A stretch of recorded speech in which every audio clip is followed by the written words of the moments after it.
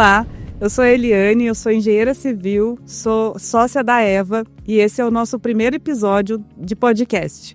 Nós estamos aqui com um convidado, mas antes disso, deixa eu apresentar um pouquinho a nossa empresa. A EVA é uma empresa que trabalha com pós-obra e nosso público prioritariamente são construtoras, incorporadoras e condomínios, né, e administradoras de condomínio.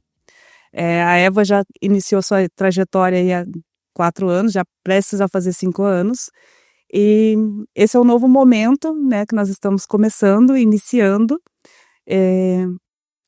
A gente tem já uma trajetória aí trabalhando tanto com manuais do proprietário, como também vistorias e assistência técnica judicial.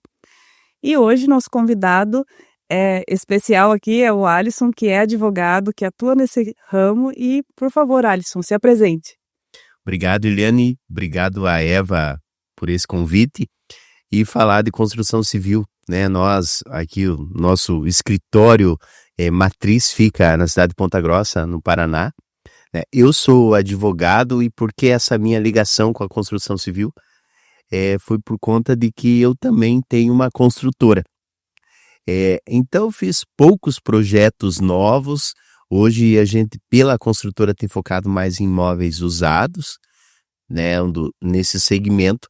Mas, como advogado, o nosso escritório, ele tem vários clientes que são construtores civis e a gente, assim, passa por vários problemas. Eu falo passa porque quando o cliente nosso tem um problema, acaba sendo o nosso problema também para tentar resolver. E, assim, a gente já era para ter gravado esse podcast já faz um tempo, porque apesar da nossa região ser muito forte na construção civil e todo o Brasil, né, principalmente quando se fala do programa Minha Casa Minha Vida, a gente vê um despreparo, tanto da parte da advocacia como também na parte técnica da engenharia e dos próprios construtores civis, né? Exato. Porque quando a gente fala em construtores grandes, eles têm grandes escritórios, muitas vezes construtoras que têm o jurídico dentro da empresa. Então, eles são munidos, digamos assim, de ferramentas que evitam litígios, ou se existe o litígio, eles têm como combater com esses documentos. Mas como ficam os construtores que são menores, que muitas vezes a reunião deles constrói muito mais do que grandes construtoras, mas cada um tem a sua administração própria e muitas vezes não seguem todo esse regramento. Quando a gente se conheceu, que eu comecei muito a refletir sobre isso. Mesmo eu como advogado, eu como construtor, a gente nunca visualiza, eu nunca tinha visualizado o quanto de coisas que faltam na construção civil, e eu não vou dizer que é por falta, às vezes, da pessoa ter um dinheiro para ter isso. É uma falta de conhecimento e mesmo de contato. Tá bom, mas quem que vai fazer essa documentação para mim? Né? A gente falou muito ano passado do manual da NBR. Tá, mas quem que vai fazer esse manual, né? Quando eu comecei a pensar nisso, já começou a aparecer patrocinado para mim, de uma empresa, faça seu manual. Mas ali no manual é o construtor mesmo que preenche, gera automático. Mas assim, agora me fugiu o nome do autor da frase, mas as pessoas não querem uma furadeira, um quadro e um parafuso, eles querem o quadro pregado na parede. Exatamente. Né? Então, o construtor, se fosse para ele preencher, para ele fazer, ele já teria feito. Sim. Então, baseado nisso, a gente vai ter um bate-papo, eu falo bastante, então a gente toma lá e dá cá, mas analisando isso, eu entrei no site, até deixei aberto aqui, da CEBIC, né? Que ela traz assim: desde 2018, a litigância predatória sobre supostos vícios construtivos tem crescido exponencialmente, resultando em mais de 146 mil ações judiciais ajuizadas até fevereiro de 2025. 15 bilhões de prejuízo estimado para empresas e para o programa Minha Casa Minha Vida. Milhões de reais de prejuízo para essas construtoras, incorporadoras, com a contratação de advogados, peritos, custas processuais e milhões de ações com alegações muitas vezes, geralmente, genéricas e pareceres técnicos que não deveriam ser genéricos, sem evidência concreta. Dito isso, entrei na minha apresentação já falando, mas eu volto para ti para a gente falar o porquê desse número de ações. Eu sou advogado, né? O meu foco é construtoras e incorporadoras na defesa desses empresários, mas a gente sabe do outro lado também que muitas vezes há problema nos imóveis, né? Mas esse fato dessa litigância predatória que infelizmente alguns colegas saem distribuindo procurações para a pessoa preencher a caneta para entrar com a ação, pautada em fundamentos genéricos, mas da outra parte a defesa não pode ser genérica. E para o advogado, ele vai buscar o direito da pessoa, mas questões técnicas da obra, de ponto de luz, infiltração, isso necessariamente o advogado não sabe. Aqui vamos tratar que a gente não sabe, né? Necessariamente a gente não sabe.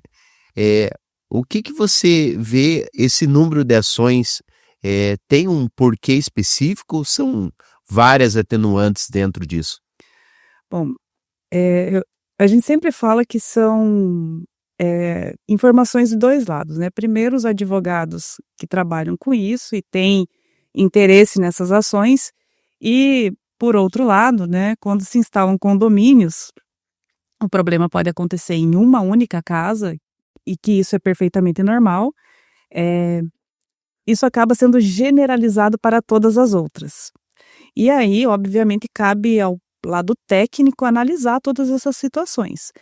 O número de ações exorbitantes é muito nesse sentido. Então, o problema apareceu em uma única casa, mas foi abrangente. Na análise de abrangência entraram todas, né? Eu também trabalho com qualidade, a gente trabalha muito com a questão de análise de abrangência. Então, porque as pessoas são leigas, e elas não entendem dessa parte técnica, e também vem nisso, às vezes, uma oportunidade de conseguir, né, uma melhoria na casa, ou enfim, alguma... A cozinha nova, uma pintura nova, uma porta nova, enfim, né? Isso acontece bastante, infelizmente. Mas, por outro lado, nós que trabalhamos com essa parte de assistência técnica também, não somos peritos, né? Cadastrados, né? A pessoa pergunta, vocês são peritos? Não, né? A gente não trabalha diretamente para o judiciário, mas sim para alguns escritórios de advocacia, alguns condomínios. E onde a gente encontra muita dificuldade é na falta de documentação, tá? Então, você falou bastante sobre o manual. Esse foi assim, não era um objetivo inicial da EVA, elaborar manuais. Mas, quando nós fomos para o mercado, nós entendemos que era um documento necessário e que muitas pessoas não sabiam da importância real desse documento. Porque ali é um documento onde você coloca para o usuário, né? Você entrega, obviamente, para o proprietário, mas não necessariamente o proprietário ele é o usuário da edificação, e aí cabe ao proprietário repassar essas informações de como você usa seu imóvel. Porque, embora pareça algo natural você saber utilizar o seu imóvel, nem sempre isso acontece. Cuidar, né? Cuidar, mas eu falo de uso mesmo, sabe? Às vezes nós não sabemos utilizar o nosso imóvel para aquilo que ele foi construído. É muito comum, acho que a pandemia trouxe isso para a gente também, os usos dos ambientes eles foram mudados, então é fácil um quarto virar um escritório, uma sacada virar escritório, uma sacada virar área gourmet. E pode isso? Porque às vezes essas ações nós estamos falando de imóveis novos. E a gente pode perceber também claramente quem compram apartamentos pequenos. Casas e apartamentos pequenos que são, né, produto dessa situação. As pessoas elas já compram imaginando uma adaptação. Então você compra um apartamento pequeno que tem uma sacada, automaticamente eles já pensam, fecha a sacada, aumenta a área ou transforma ela em outro ambiente. Até nesse gancho rapidinho, eu já fui mostrar casa para cliente E ainda construindo ainda, e ela fala assim, eu quero de laje porque depois eu quero aumentar, subir, né? Subir. Pode subir, né? Então já começa aí, a pessoa ela já compra pensando nessa ampliação. Pensando na ampliação. Eu falo que isso é cultural. Independente muito do tamanho da casa, o brasileiro ele compra pensando na primeira reforma. Né? Porque a gente entende reforma como algo que acontece depois de alguns anos. Não, se eu estou mudando um imóvel original, eu estou fazendo uma reforma. Embora ele seja novo, eu nem comecei a morar ainda. E isso já altera as condições naturais de projeto. Então, muitas ações dessas, às vezes, elas são originadas a partir de uma modificação também. E é de uma modificação que aconteceu mesmo antes do imóvel ser habitado. Por quê? A pessoa pintou de uma outra cor. Ela foi instalar um móvel e acabou furando uma tubulação hidráulica. Por quê? Porque ela não se atentou para o ponto onde que era o caminho daquela tubulação. E aí gerou uma infiltração, dessa infiltração apareceu um bolor, desse bolor apareceu fissura, e aí vem uma ação. E o que a gente precisa na hora de fazer essa análise técnica, né? Porque, como você bem mencionou, um advogado ele não tem essa expertise, ele não vai chegar lá e falar assim, nossa, isso não cabe, aqui não cabe uma ação. Ele vai olhar o problema está ali, e ele vai dizer, não, cabe uma ação. Por outro lado, quando você vai fazer a assistência, né, da construtora ou incorporadora, nesse caso, você precisa de evidências. Por quê? Porque eu primeiro vou fazer uma constatação também. Então, eu vou chegar até lá e vou constatar, realmente o problema está aqui. Mas aí eu vou buscar a causa desse problema, né? Por que isso aconteceu? E aí a gente precisa de evidências. Então, primeiro, qual era o projeto original? Nós temos uma dificuldade séria com projetos as-built, porque a gente sabe que nem tudo que foi projetado foi executado exatamente daquela forma. Por N motivos, porque o projeto não era adequado, porque você teve dificuldade na hora da execução, enfim. Então, qual é o caminho real dessa tubulação, pensando que nós tivemos um problema de infiltração inicial? Será que está no projeto original? A gente olha, não confere, não é exatamente aquilo. E agora, quem mudou? Por que mudou? Então a gente precisa começar a investigar isso tudo. E aí a gente precisa que o lado interessado ele tenha essas comprovações. E aí é onde começou de fato o trabalho da Eva, ele começou a caminhar por outros caminhos que a gente não tinha imaginado no primeiro momento, que é fazer essa orientação. Olha, você precisa documentar. O básico, né? No manual, você entrega projeto as-built, que é aquele como foi construído e não aquele projeto inicial. Então, você entrega lá todas as informações. Olha, embora pareça óbvio, mas o óbvio precisa ser dito. Então, você tem que explicar para ele como que instala um chuveiro, qual chuveiro tem que instalar, qual tipo de torneira, né? Qual tipo de eletrodoméstico aquela construção foi pensada, que ela comporta, por quê? Nós já tivemos casos na Eva que nós chegamos num apartamento já para médio para alto padrão e o relato da proprietária era o seguinte, eu instalei minha cozinha, quando eu liguei o forno, desligou a luz do apartamento. Ela fez uma cozinha maravilhosa, né, perfeita, só que esqueceu de avaliar o projeto elétrico do apartamento dela, se comportava tudo aquilo de eletrodoméstico que ela estava colocando. Se ela tivesse provocado um curto-circuito, ela certamente acionaria a construtora, porque era um apartamento novo. Mas aonde está essa informação? Essa informação deveria estar no manual do proprietário. Existe essa informação? Como a gente trabalha ainda dentro desse condomínio já há mais de 3 anos, a gente sabe que não existe essa informação. Então, por mais que o erro fosse dela, né, que tem coisas que é facilmente detectada, que é a questão do uso. A gente não saber utilizar o nosso imóvel. Mas cadê a evidência que o erro foi dela? Faltou informação. Tá aí o problema. Então, assim, porque também existe, né, a legislação também atua nisso. A falta de informação também é coberta pelo Código de Defesa do Consumidor. Aí a gente chama da da inversão do ônus da prova, né? Que quem daí deve provar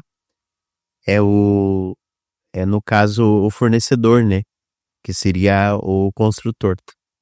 E toda a questão ali, essa inversão do ônus, apesar da culpa ter sido da pessoa, como não, às vezes o construtor não tem esse documento, como é que ele vai provar? Exatamente. Ou não, eu orientei, eu disse que não podia. Tá, aonde? Onde é que está escrito isso? E a gente pega até por analogia essa questão, é uma analogia que eu faço quando eu estou conversando com construtores, da percepção das pessoas. Mas é porque a pessoa desconhece, mas necessariamente é uma questão cultural. Porque se você compra um carro novo, né, o que tem que ser feito? As revisões deverão ser feitas na concessionária, senão você vai perder a garantia. Exatamente. Daí acontece, a gente pega um caso, para fazer analogia, fazer sentido, a pessoa vai furar a parede, fura no local errado, dá uma infiltração. Ela chama uma pessoa para resolver, porque ela viu que foi ela que furou, né?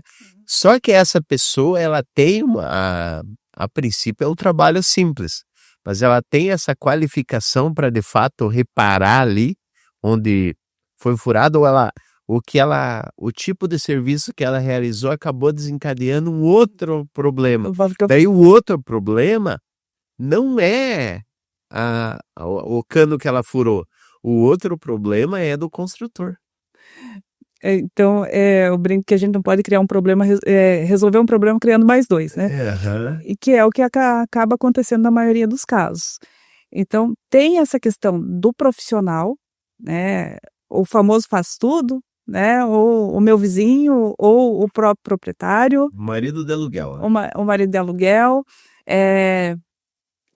E aí ele vai e ele não tem esse conhecimento todo, né? De como tratar aquele problema pontual, que era algo pontual, e torna isso um outro problema maior.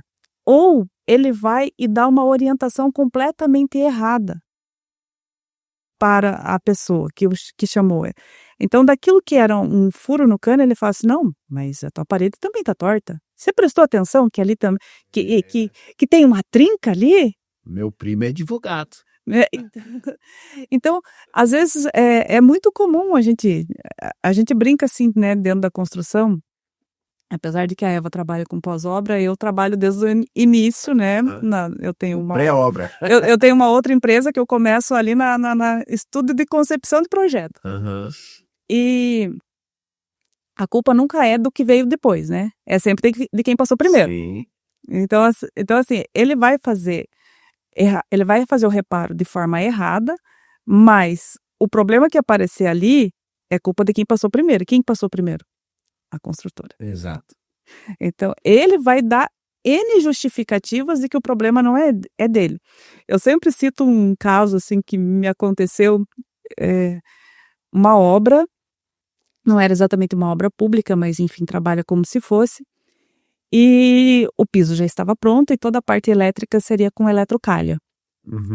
Só que a eletrocalha que a gente usa como também o bate-carteira ali, né, na altura da carteira. E o eletricista, ao invés de ele bater o nível para ele instalar a eletrocalha, não, ele foi fazendo a medição sempre a partir do chão. Quando você olhava a eletrocalha, ela estava assim. Aí o fiscal chegou para fazer a medição. Ele falou assim, o que é isso? Que eletrocalha é essa? Não vou medir.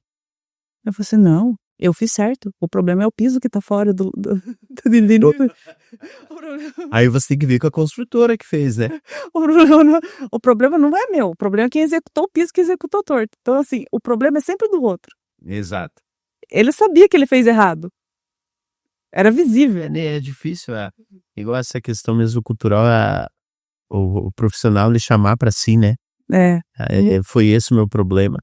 E sempre quando a gente chega no escritório, uma construtora que está recebendo algum tipo de processo, dentro dessas 146 mil processos aí, só de casas, vamos dizer, dentro do Minha Casa Minha Vida, não que as outras não tenham, mas exatamente isso. Daí a gente pega um processo, processos, aqui eu falo sempre de forma prática, né, para as pessoas saberem que de fato isso não é que a gente está dando suposições, são coisas que São estão fatos reais. acontecendo.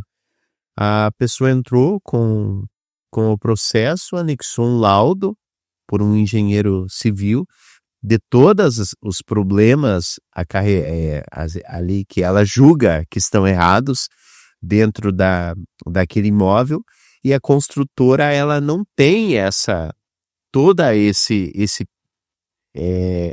esses documentos de quando ela entregou o imóvel.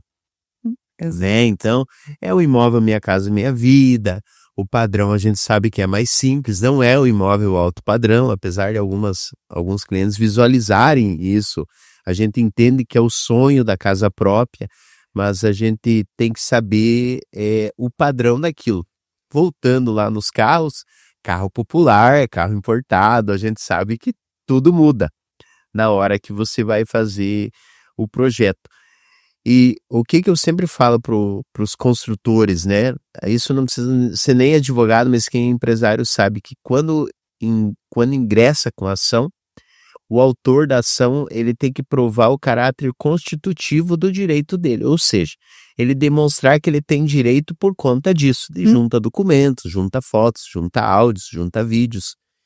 E a outra parte, a ré, ela tem que demonstrar o fator impeditivo. Ou seja, olha, ele não tem direito a isso por conta disso.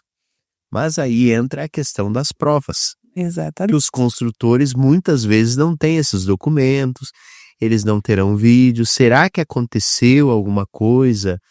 Furou um cano, a pessoa arrumou e aconteceu outra coisa. Então, essa dificuldade, de fato, como advogado, que a gente vê dos clientes. Porque a gente executar um cheque, você tem um cheque que voltou, eu pego o cheque e executo, é fácil eu buscar o teu direito. Agora, a visão do advogado da parte requerida do réu é sempre assim um desafio enorme, por conta do quê? Eu tenho que buscar o teu direito, mas eu não tenho nada para me agarrar. Para se amparar. Para se amparar. Então, devido a isso, assim que a gente vê a necessidade e a importância até que a EVA tem na vida dos construtores, muitas vezes que igual eu como advogado, né? Mas se não tiver problema, daí eu não tenho trabalho. Mas para esses construtores, ainda que eles estejam respaldados com todos os documentos, ainda haverão ações judiciais. Sim. Eu trabalhei numa construtora e nós tivemos, na época, era uma ação trabalhista, e nitidamente a gente sabia que não teria continuidade a ação. Mas eu nunca esqueço da frase do empresário para mim: Eliane, até para provar que está certo também custa. Então, assim, porque você precisa provar que está certo. Uhum. E aí a gente tem todo esse aparato. Então, começa com documentação. Então, sempre que nós somos acionados, tem, né, uma série de documentos ali que a gente precisa ter para fazer uma análise prévia. Então, a gente manda já uma lista, as pessoas já respondem assim: é tudo isso mesmo? Uhum. Então, assim, a gente lista os principais projetos, os principais documentos de entrega, o que a gente precisa para determinadas situações. E esses documentos, por muitas vezes, não aparecem, não existem. Então, primeiro de tudo, uma coisa que a gente vai ouvir, né? Mas o imóvel tem menos que 70 metros quadrados, então eu não preciso de projeto hidráulico e elétrico. Eu preciso. Exato. Eu falei, tá, mas você executou hidráulica e elétrica. Partindo do quê, né? Uma experiência? De uma experiência. Então, a gente precisa dessa situação. Por mais que seja um imóvel pequeno, e se o problema for hidráulico? Como que primeiro, você sabe por onde passou a tubulação? Baseado em que aquilo ali está certo, se você já não tem um projeto? O problema foi elétrico. Eu cito muito a elétrica porque eu falo assim, a quantidade de eletrodomésticos que nós temos hoje dentro de uma edificação é absurda. Verdade. E todos têm acesso. Ar-condicionado. Eu falo assim, bom, ar-condicionado é um outro exemplo que vira sempre discussão no escritório, discussão interna, né? Porque, para mim, ar-condicionado não é eletrodoméstico, ele precisa de projeto e de pessoa especializada para instalação. Mas você compra em qualquer loja de eletrodomésticos. E se você compra numa loja de eletrodomésticos, o que você pensa como usuário? Que você pode instalar igual um liquidificador. E não é tão simples assim. Então, as pessoas vão comprando coisas. E ela não tem uma elétrica que comporte tudo aquilo. Aquecedor, né? Aí existem aquelas campanhas. Eu não falo nem do aquecedor. Você já viu como que é um banheiro de uma adolescente? Verei daqui a alguns anos. Você tá com uma filha pequena. 3 meses. Então, assim, é chapinha, secador. Aí tá frio, ela liga o aquecedor também, porque ela vai demorar para arrumar o cabelo. Chuveiro ligado para fumaciar o banheiro. Tudo junto e misturado, né? Porque desgraça pouco é bobagem. Então, mas o banheiro tem uma tomada. Para qual consumo? Aí nós vamos para a cozinha. Eu falo que a dona de casa de hoje, se ela tiver que cozinhar na casa da avó dela, ela tem um problema sério. Porque hoje é máquina para tudo. Então, tudo é elétrico. As cozinhas foram preparadas para tudo isso? Fritadeira elétrica, chaleira elétrica. Cafeteira. Fogões, né? Muitos aí nessa questão de indução, né? Então, assim, está preparado para tudo isso? Não está preparado para tudo isso. Então, a gente volta lá. Primeiro, tem que ter um projeto, tem que ter uma carga dimensionada. A partir disso, você faz um manual dizendo o que pode ser instalado ou a carga máxima a ser instalada. Aí vem uma entrega técnica do imóvel. Então, eu preciso fazer uma entrega técnica. A grande maioria não sabe fazer essa entrega. Vamos fazer analogia com o carro. Porque carro todo mundo sabe, né? Mas ainda assim, o vendedor faz uma entrega técnica para você na hora. Ele não vai lá e não te ensina a acender a luz alta, a luz não sei do que, ligar o ar, aonde que tá o step, aonde tá a chave de roda, aonde tá o triângulo, aonde que precisa calibrar o pneu, olha quantas libras precisa no pneu. Furou o pneu, as pessoas hoje chamam o guincho. Então, assim, mas ainda assim você recebe uma entrega técnica, e ele está te falando o óbvio. Aí, na hora de você entregar uma casa, você não faz uma entrega técnica, por quê? Porque você nasceu dentro de uma casa e, obviamente, você sabe utilizar uma casa, né? Legal, chuveiro, né? Mas você precisa ensinar. Exato. Eu falo assim, eu tenho os exemplos da vida, né? Eu tenho um amigo que fala que eu tenho muito caos para contar. Os meninos que trabalham comigo no laboratório, eles estavam numa casa alugada, próximo ao laboratório, e recebo uma ligação sábado, né? O chuveiro tá frio aqui. Eu falei, tá. Acho que queimou. Eu falei, você foi até o quadro de disjuntor para ver se o problema só não foi lá? Onde fica o quadro de disjuntor? Entende? Onde fica o quadro? Ele não sabia onde ficava o quadro de disjuntor da casa. Porque ele fez uma pergunta, e quando eu chegasse lá, ele ia perguntar, tá, e agora o que eu faço, né? Entende? Então, assim, Não, mas isso é verdade.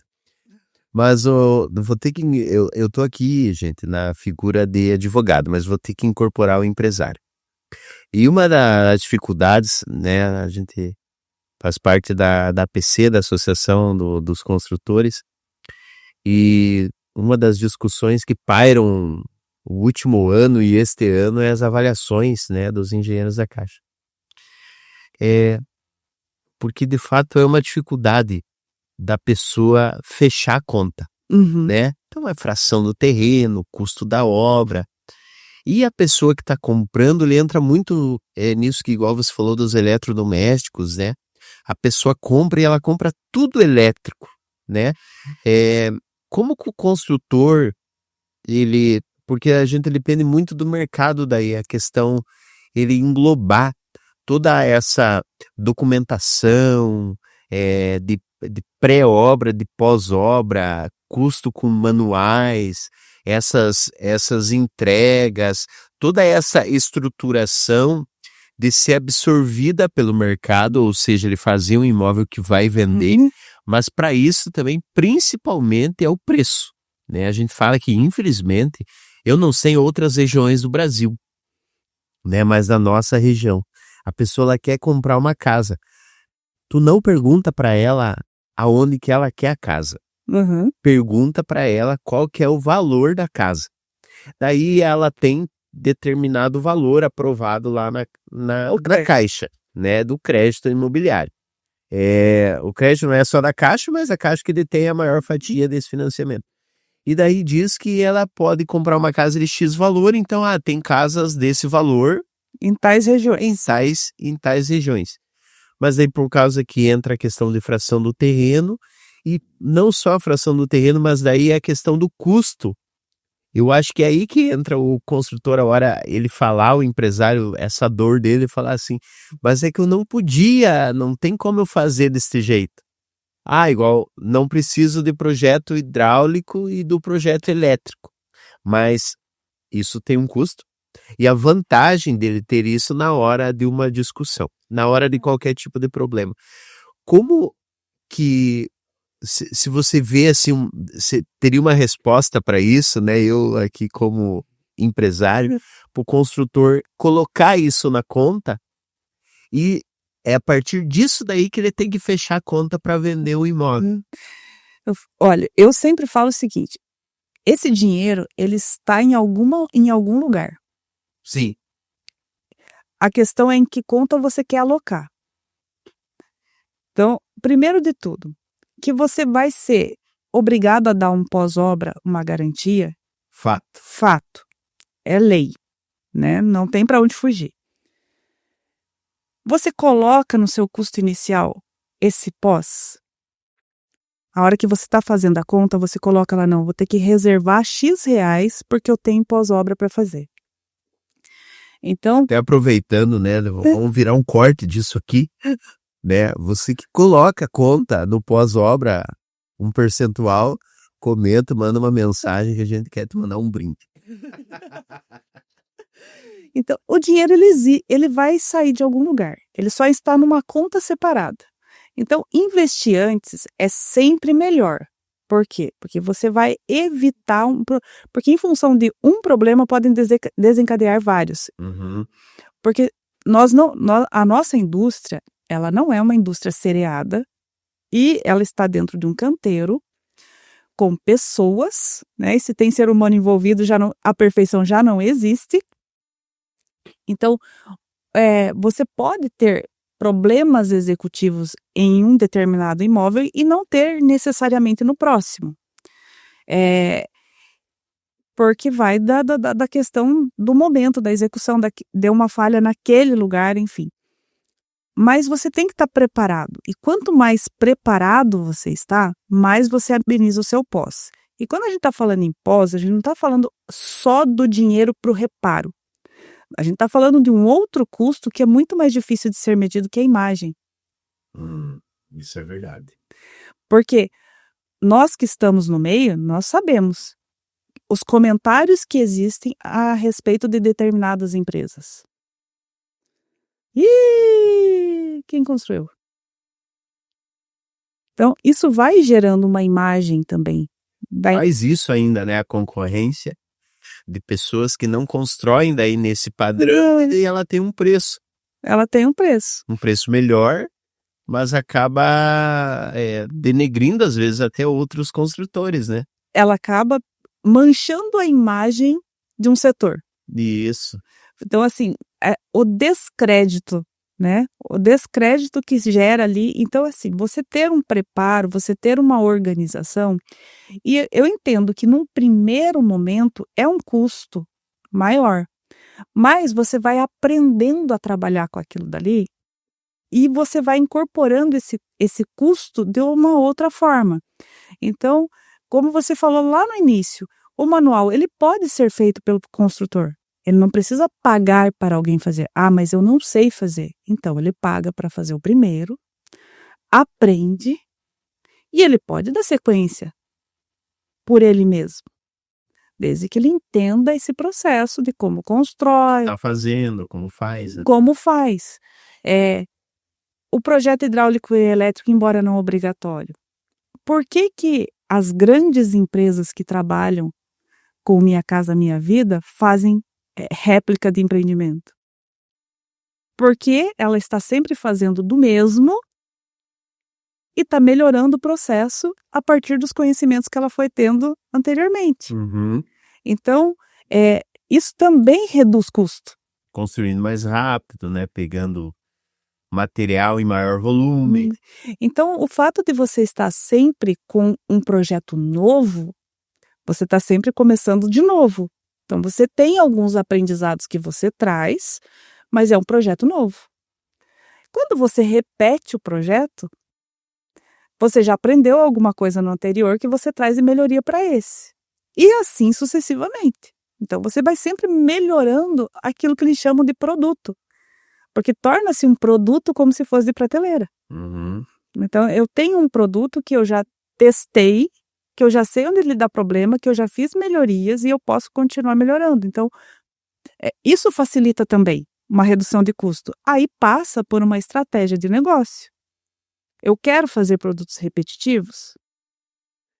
Muitas vezes também não. Então, você tem que entender que você vai ter um custo maior nesse caso, porque você está sempre aprendendo. Você está sempre construindo protótipos, que é o que a gente fala. Uhum. Então, tem essa questão da curva de aprendizado, né? Eu aprendi a fazer uma entrega técnica. Então, você não precisa contratar mais uma empresa para fazer para você, porque você aprendeu. Eu trabalho com implantação de sistema de gestão da qualidade também. E ali a gente constrói modelos, define processos. Porque a partir do momento que você define um processo e você sabe como você tem que trabalhar, você já não consegue começar um empreendimento pensando de forma diferente. Você já fala assim, não, eu preciso avaliar isso aqui. Por quê? Esse terreno está mais barato. Mas quais são os riscos que ele me traz? Será que vale a pena eu pagar mais barato nesse terreno? Porque o custo está ali, é uma questão de movimentação de conta. Uhum.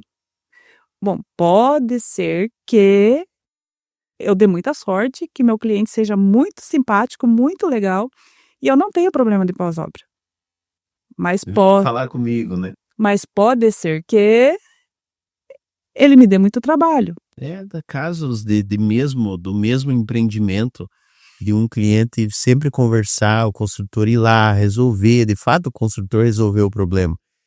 E de uma outra casa, simplesmente o primo advogado ajuizou a ação.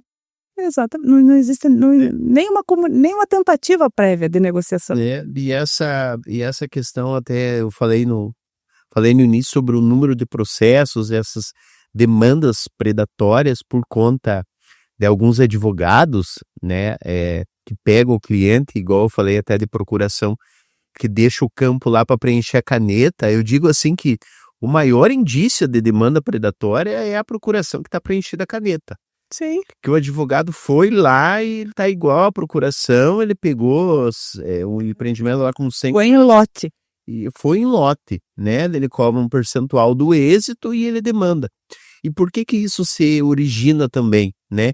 E os custos que eu falei de custos processuais, perícia, honorários, custos com o advogado, o escritório que você contrata pela parte dos construtores, incorporadores, exatamente por conta de que, quando a gente fala do programa Minha Casa Minha Vida, isso é requisitos para a pessoa entrar com a ação e conseguir a justiça gratuita. Sim. Para quem não sabe, a justiça gratuita, a pessoa é isenta de pagar custos processuais, todas as diligências. Quando o juiz nomeia um perito para ajudá-lo na decisão, esse perito ele tem um custo, quem paga daí é o construtor e a outra parte que entrou, mas se a parte que tiver justiça gratuita, não paga e quem vai pagar é o Estado. no final perdeu a ação, não ganhou nada. E lá o pedido é de R$100 mil, ela não vai pagar as custas, não vai pagar honorários de advogado, ela não perdeu nada, ela só deixou de ganhar. E é daí, eu acho que o ponto principal que desencadeia essas demandas